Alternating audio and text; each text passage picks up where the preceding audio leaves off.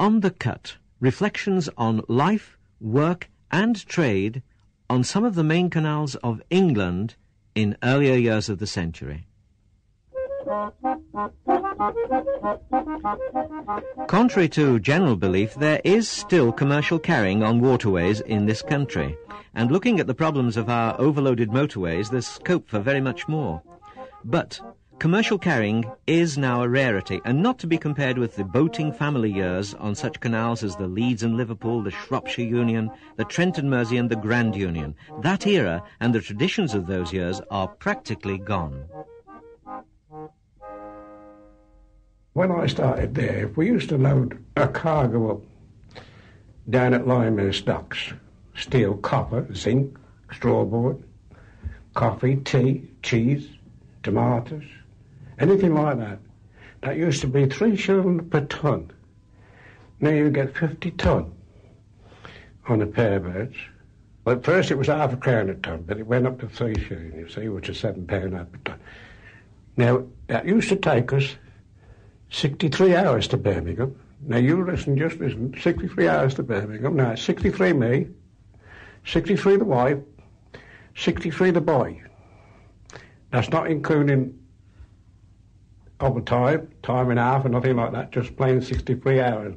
But if you put time and a half in it in double time, as it used to be, that used to work out £1.03 a piece per hour. That's between £7.50. As it is now, but it's £7.10 in them days. That's what the rate of pay used to be, £1.03 per hour. What kept you in the job? Well, there's only one reason we kept in the job. I mean, we was born on the canal. We liked the canal. That was the life of us, you see, independent to anybody else.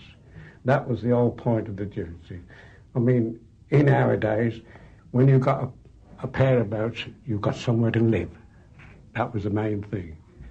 And then you got the children, you see, they come along and they growed into it, boys and girls, you see, and they didn't want to leave the canal, you see, because it was one community altogether, you see, and they loved the work. It was a hard life, I quite admit it was a hard life, but it was a healthy life. The old days, from the point of view of a former boatman from the Grand Union Canal at Rickmansworth. And here's another view of the old days from a boatman a generation younger who worked on the Leeds and Liverpool. Well, how can we put it? The traditions nowadays they're going away. People don't want to know about traditions as such. Like, you never used to go out and buy a coat as such. You used to go to Army and Navy stores and you get a big overcoat. And what you used to do is, when it got tatty, you used to cut it in strips and get an old shaft and you just get a nail and knock it through and then you just trim it all around so that you had a mop. And that mop will last you for donkey's years, you know, and them sort of things, you know, like...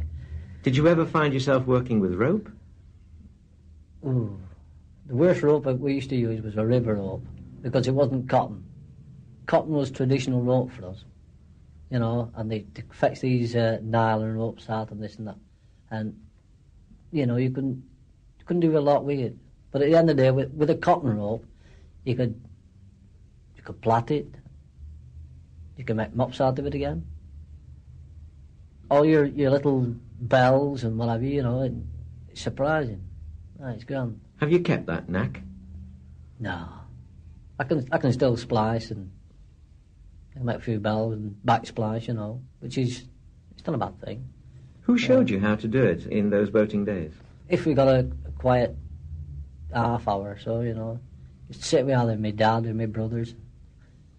You'd probably get 2 or 3 more boatmen there together and they'd be just sat there and be having a fag and a jug of beer, you know, and they'd just sit down and make these fenders, and if you're lucky you might even get a chance to finish it off, you know, or they say, right, it's your job to scrub it. A younger boatman thinking about the old days and the old ways. And both the older boatman and the younger one stress the hard side of their canal years, but there's no doubt about their love of it, and I've met no retired canal people prepared to speak wholeheartedly against the life that they knew. There may have been notes of regret or criticism from time to time, but speakers were rarely bitter or resentful. Listen to these 2 boatmen from Leicestershire. Well, it seems as everything else, I suppose. You just went captain and you got on with it, and that was it. So you left your parents. I left my parents when I was 20, went captain. When I've asked people were they good old days or bad old days, they have very mixed feelings. What about you? Well, I think they're good old days. Was it a fairly sociable life, though? I mean, could you meet other boat people or go to dances or cinema or anything like that? Yes, if you want to, you go cinemas, dances, whatever you want to when you're at the ends. Say you got to Ellesmere Port, well, not much of Preston because what are they? But Ellesmere Port, Manchester or Birmingham, there's dances if you want to go. But I would never one for that sort, like, not dancing. I used to enjoy so go out for a drink and have a song in the pub. We knowed everybody boating, and who was a boating, you know them, from London by anywhere. You all know it, you're all mixed up together. So you got together at the end, you go out for a drink and you be singing and dancing and enjoying yourself.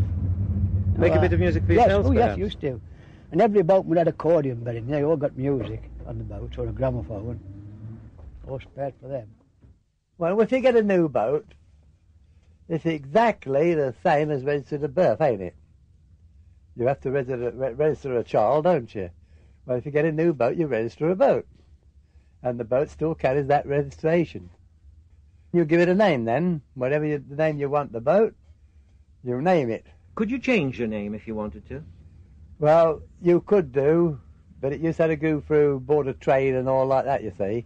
Once a boat was built, I think, and registered, they never used to change that name. Not the old boat people didn't. But today, people buy a boat, they don't like the name, they change it.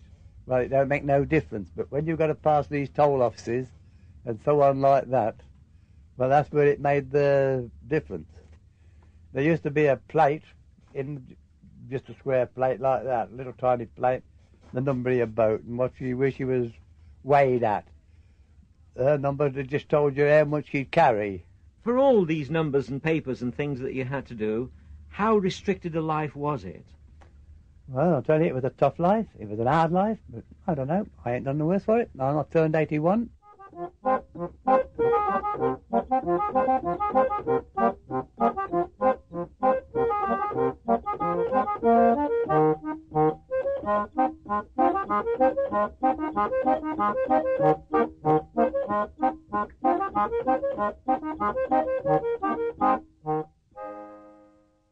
Evidently, the appeal of canal life was strong, but looking around and ahead, some boatmen tried other things.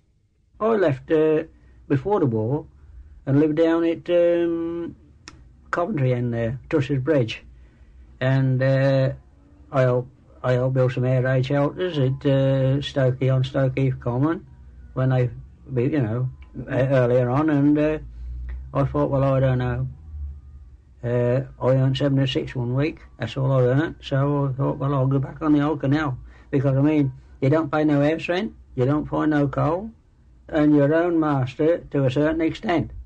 You don't know how to pay for any loss because when you got a motor, you see, you got the batteries and that's charging everything up. For all that, the 1930s and 1940s saw so many changes on the canal that many of those who worked there, especially the young men, took a searching look at future prospects. A lot of the traffic was going by road, and we was being told that things were a bit cheaper by road. There was a lot of pressure there, considering the amount of hours we were working, and still we didn't feel as though we satisfied anyone. But they give us the idea that it wasn't paying if you wanted something extra. We didn't belong to unions. We didn't ask for rises very much. There was a standard wage they give us. I don't recall anyone ever saying that it was something they asked for. I don't think anybody ever asked for more money. Can you remember any situation in which someone, in effect, was saying to you, well, you're not really wanted anymore, we've got an easier way, a better, more efficient way of doing it? Yes, at the Runcorn Gasworks, for instance, which I believe is now closed down. But they felt that by having coal by road from Worsley and places in Manchester, that by just bringing it by road and bringing it into the yard and having a tip-up lorry would be much easier than paying men to unload boats and having equipment to do it with. And I suppose it would be cheaper and a lot easier. And of course the roads were there.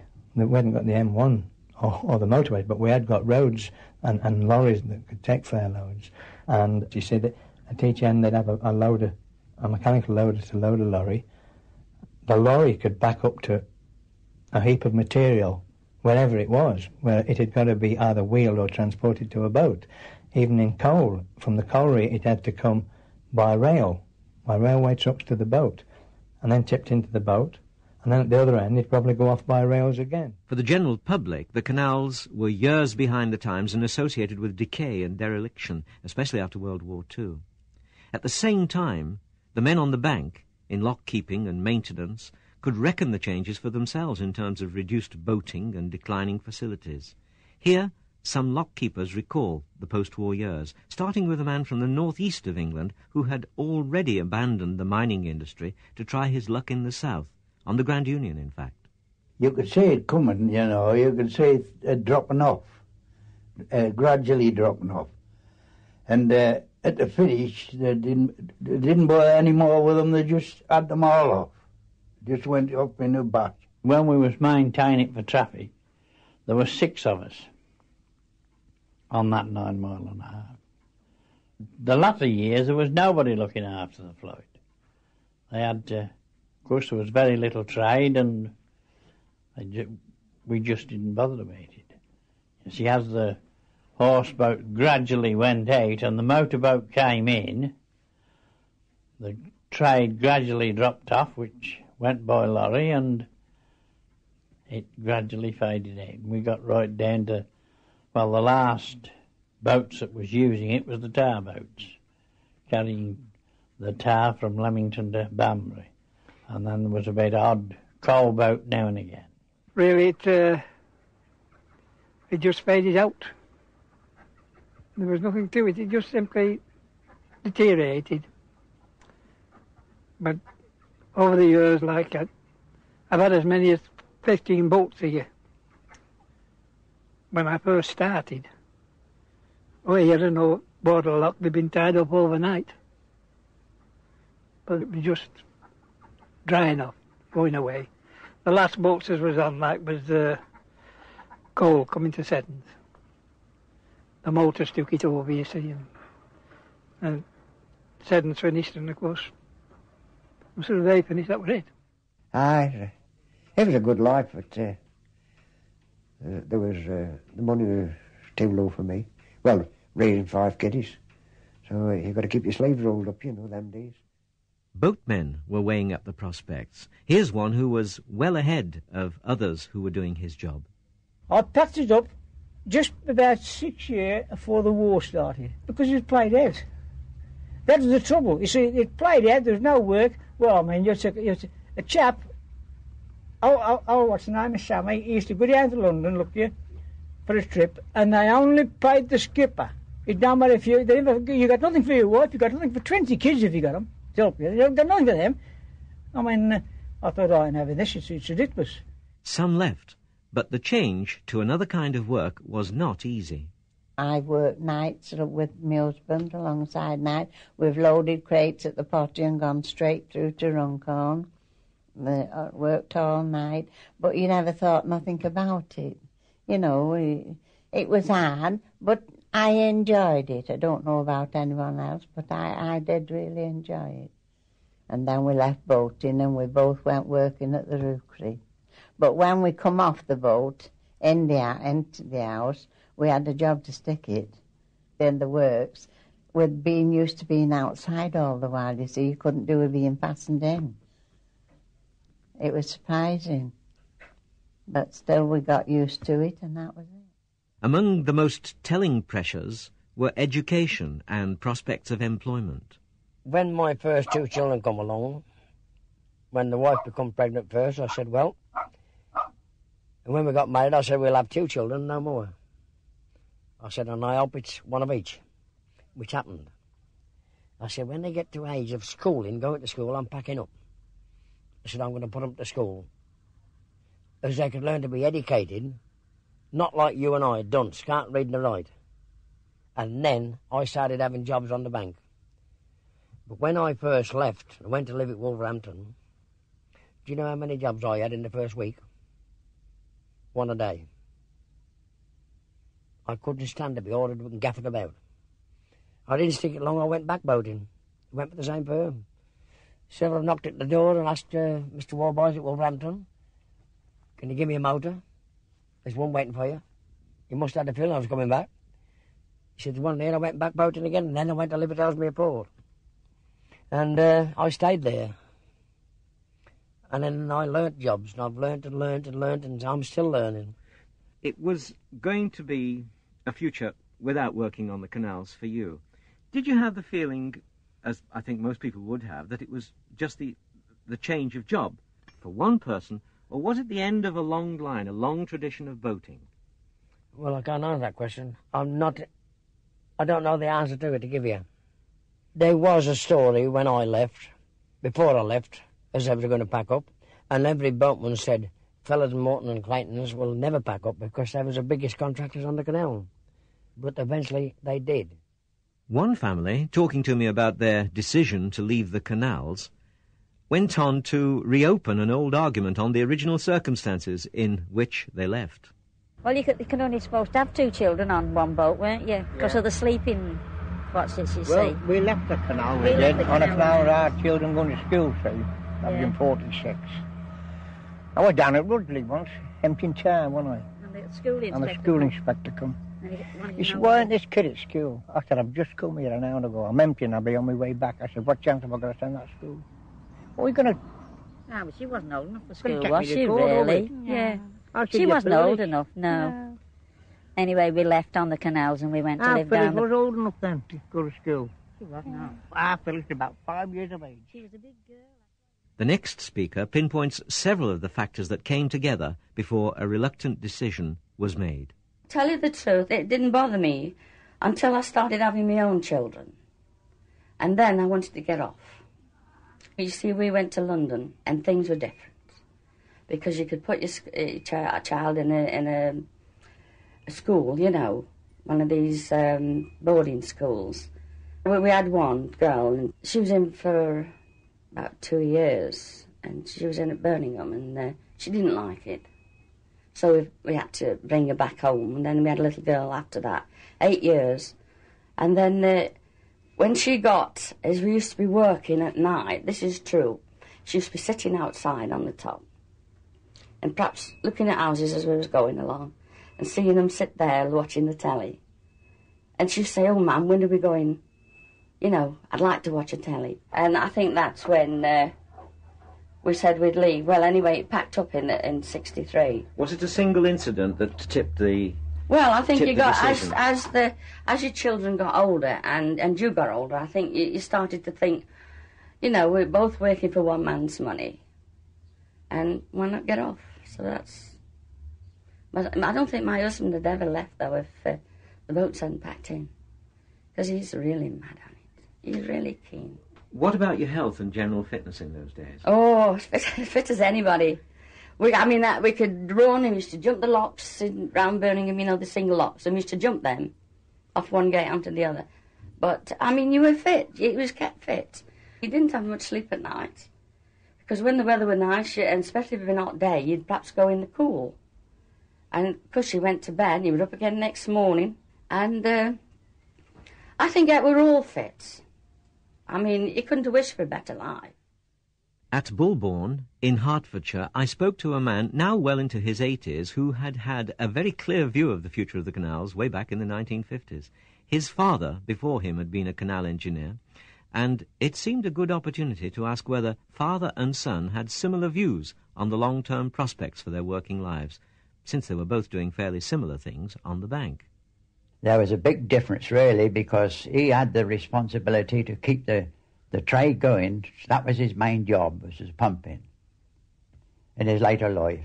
Well, it's 44 years in charge of the pumping station. So I had more varied work than what he did, because as things change over, you see, the plant from steam to diesel and all that sort of thing, electricity. You see, really, I had more than what he did. You're saying there were different challenges. Yes. But do you think there was any difference in his outlook? Because he knew that the job would continue, whereas for you, you must have been wondering what the future held? Yes, well, I certainly did. But I couldn't see all the waterways going out, see, because I knew, because our original car told me the whole canal system was going to be for pleasure and for pleasure only. He told me that, you see, before the actual commercial craft went out. So I did know, but of course it was later in, look, you see what I mean, it was rolling on in the 50s. What was your reaction to that, the prospect of losing the link with commercial life? Well, I knew. I didn't worry too much about it because I knew they'd got to have pumping plant, dredgers, see, all that sort of thing, and blocks repaired, maintained, just the same. The only thing is, not the wear and tear so much as it would be in the old commercial days with heavy traffic. See, bumping into the lock gates and all that sort of thing, which they did used to do quite a lot of damage sometimes. So I knew that there would always be, see, carry on. You can't have the canal without the canal engineer. No, I knew that. Those words from a man who looked ahead and knew that there were worthwhile things to be done almost bring these programmes to an end. But before closing, may I thank those who found time to talk with me about their commercial years on the Cut. Let me say I've chased boats and boatmen from the age of 2, and after many a summer it was a pleasure to catch up with a few of them and those on the bank who kept them going. My regrets are mainly for not being able to catch up with the many others who would also like to say how it was for them. The hardest thing is to find you, so for future reference I'd be glad to have a postcard just to know where you are. The last words go to 2 boatmen whose words and spirit, I'm sure, will stand for many. I enjoyed it, and I think if I had my life again, I'd go back to it, if it was on the same scale. So I didn't have no regrets of my life. I suppose I had my grumbles and growls the same as everybody else. And that's how it seemed to me, and we kept losing the trade. Different firms went on to road service because they couldn't get satisfaction out of the main running of the job. In your own case, you had a boat of your own. How did you look at your own skill as an operator? I mean, it was, to you, it wasn't a glamour, it was a working job. How do you look back on that? Well, it was just a trade, a skill of my own, and I think if it was put into words, it was a trade then, as you have to be bred and born into it to do it correctly. In that manner of speaking, I took it as it come. My children come first. I didn't want them to be city dumps, as what we were. So I just packed up when I live at Ellesmere Port, but I can't keep away from it. I never have done. I've always been with different boat people. So whenever there's a boat, I'm with it. It's still in my blood. If I'd got money to buy a big boat, or buy a motor and trailer, put it that way, I'd carry coal in it and sell it. And I'd make a living at it, a bloody good living. You'd still find a future on the canal? Oh, yes. Too true.